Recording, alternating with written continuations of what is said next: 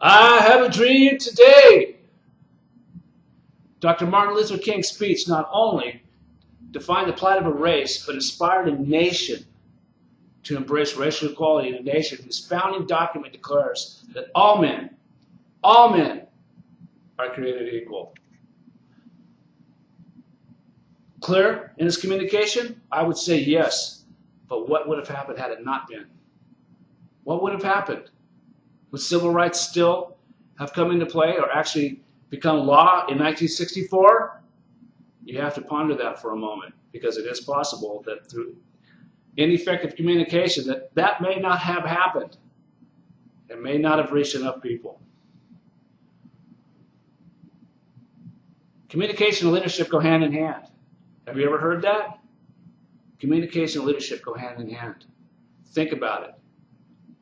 You can be an effective communicator and not be a great leader. But you cannot be a great leader unless you are a great communicator. You must be able to articulate your words carefully. Great leadership cannot exist without great communication. We have to be clear on that point. So what are the effects of leadership and why are they important? Well, let's take a look at a couple of facets. Nonverbal and verbal communication.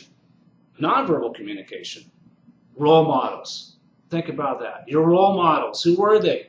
Your teachers, your clergy, your coaches, the President of the United States. Now think about that one for a second. The President of the United States, he's a role model. Is he an effective leader? Is he effectively non-verbally communicating to you great character? You have to decide that for yourself. What about verbal communication?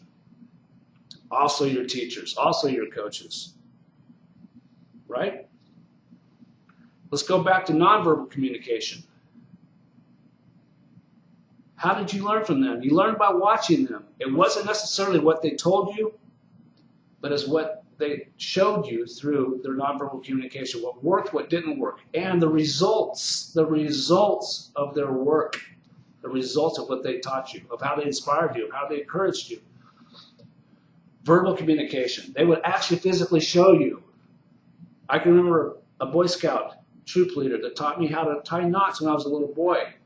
This man was a great leader. I will never forget this man as long as I live. He was a great leader, and he taught me. Actually taught me. And I watched him through nonverbal communication and learned how to be, I felt, to be a better leader as I grew up. Leadership looks like this. John Huntsman. Some of you have heard of him, some of you may not have heard of him. John Huntsman wrote a book called Winners Never Cheat. There's a section in that book called Sandbox. I like to call it Sandbox 101, where everything emanates from the very beginning. Think about it. When you were a little kid, did you learn in the sandbox? You did. You learned how to communicate, verbally and non-verbally.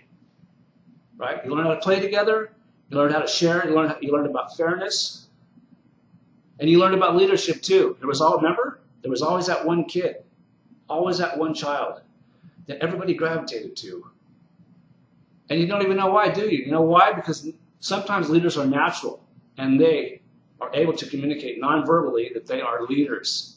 And you don't even know why you gravitate to them, but you do. Isn't that amazing?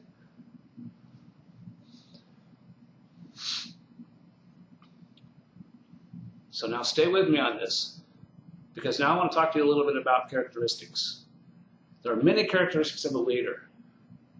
John Maxwell writes in his book, 21 Indispensable Qualities of a Leader, that there are multiple characteristics of leaders, and they're fundamental characteristics. I want to touch on one, commitment. John Maxwell talks about the story of Michelangelo when he's way up in the corner of the Sistine Chapel painting, by himself, being left alone, painting, way back in the corner. You can't even see him. You can't even see anything. The next thing you know, a man walks in, sees Michelangelo way up in the corner, and he says, "Michelangelo, why are you painting up there? No one will ever see."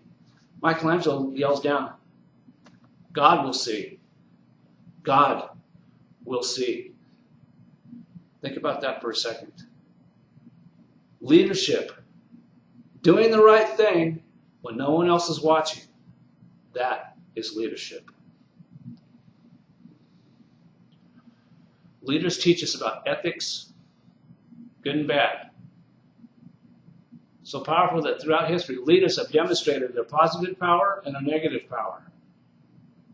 Now, let's look at this. Let's examine this for just a second. On the one hand, we have Gandhi, and on the other hand, we have Hitler. Let's look at Gandhi for a second. He was a great leader. He inspired his people.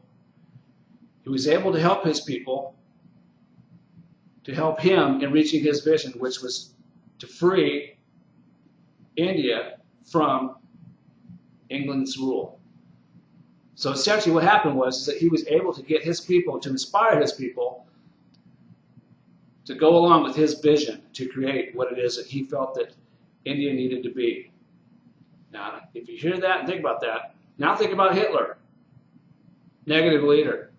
However, many facets of what I just shared with you about Gandhi are the same as Hitler. He had a vision. He wanted to inspire people into supporting him with his vision. As heinous as it was, he was able to do that. Great leader? Yes. Negative leader? Yes. Very historical. That just goes to show you, on both sides of the perspective, the influence and the impact, historically, of what leadership can do, what it can bring. To impact others, the leaders of the world must be able to effectively communicate in a way that causes others to follow. Think about this. John Fitzgerald Kennedy in 1961 steps up to the mic and says that we will put a man on the moon before the end of the decade. Are you kidding me? We didn't even have a program in 1961. June 1969. Not even a decade later, a man walked on the moon for the first time. Historic because of the words of a leader, because people were able to rally around a vision. Great leadership, effective, strong, powerful communication.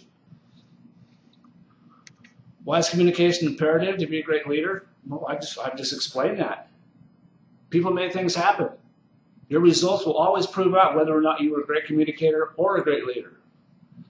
Leaders are able to tap into the awareness of what is required to inspire and motivate others through their verbal and nonverbal communication, like I said earlier, right? Verbal and nonverbal communication. In order to be able to look into other people's verbal and nonverbal communication in such a way that you can inspire them, you have to know how to be effective in that role as well. Leaders must be great listeners, verbally, non-verbally. We are all capable of being great leaders, don't you think?